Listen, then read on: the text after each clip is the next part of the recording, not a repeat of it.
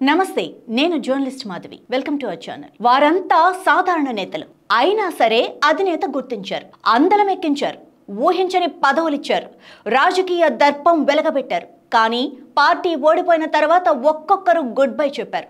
కనీసం పదవిచ్చిన కృతజ్ఞత కూడా చూపలేదు. ప్రత్యర్థితో చేతులు కలిపి స్వార్థం కోసం రాజీనామాలు చేశారు. ఆ రాజీనామాలు ఆమోదం కోసం అడ్డదారులు తొక్కుతున్నారు. వారే వైసీపీకి రాజీనామా చేసిన ఎమ్మెల్సీలు. నిన్ననే మండలి చైర్మన్ మోసిన్ రాజు ఎదుట హాజరైన వీరు తమ రాజీనామాలను ఆమోదించాలని పట్టుబట్టారు. కానీ మండలి వైస్ చైర్మన్ జాకియా ఖానం మాత్రం తన రాజీనామాను ఉపసంహరించుకున్నారు.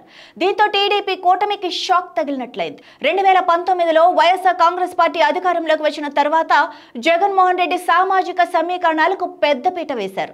సమాజంలో పెద్ద సంఖ్యలో ఉన్న బీసీలకు న్యాయం చేయాలని భావించారు. అందులో భాగంగా బీసీలకు పెద్ద ఎత్తున ఎమ్మెల్సీ పదవులు ఇచ్చారు. ఎక్కడో మారుమూల ఉన్న నేతలను సైతం గుర్తించి ఎమ్మెల్సీలను చేశారు. ఒకరు కాదు, ఇద్దరు కాదు, బీసీల చెందిన పదుల సంఖ్యలో ఎమ్మెల్సీలు ఉన్నారంటే అది జగన్మోహన్ రెడ్డి చలువే. అయితే ఆ నిర్ణయమే తప్పైంది. పిలిచి మరీ పదవులు ఇచ్చిన అధినేత జగన్మోహన్ రెడ్డి ఓడిపోయేసరికి వారంతా పార్టీకి గుడ్ బై చెప్పి బయటకు వెళ్ళిపోయారు.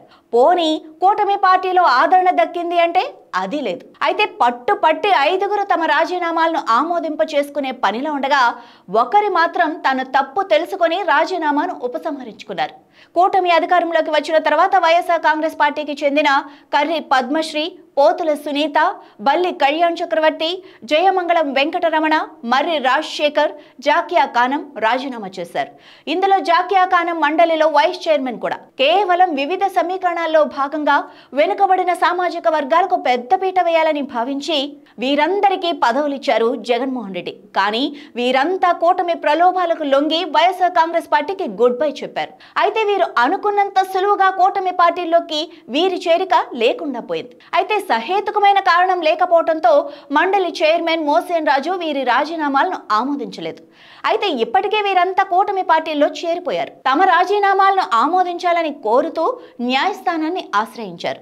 జయమంగళం వెంకటరమణ వేసిన పిటిషన్తో స్పందించింది కోర్టు. 4 వారాల్లో దీనిపై విచారణ చేపట్టి ఒక నిర్ణయానికి రావాలని మండలి చైర్మన్ కు నోటీసులు జారీ చేసింది. ఈ నేపథ్యంలో 6గురు ఎమ్మెల్సీలు తమ వాదనలు వినిపించారు. మండలి వైస్ చైర్మన్ జాకియా ఖానం మాత్రం తన నిర్ణయాన్ని ఉపసంహరించుకున్నారు. ఎమ్మెల్సీగా కొనసాగేందుకు నిర్ణయం తీసుకున్నారు. అయితే మిగిలిన 5గురు ఇప్పటికే తెలుగుదేశం పార్టీలో చేరారు. ఒక్కరు మాత్రం జనసేనలో చేరారు. పోనీ వీరికి కూటమి పదవులు ఇస్తుందని భావించడం కూడా లేదు.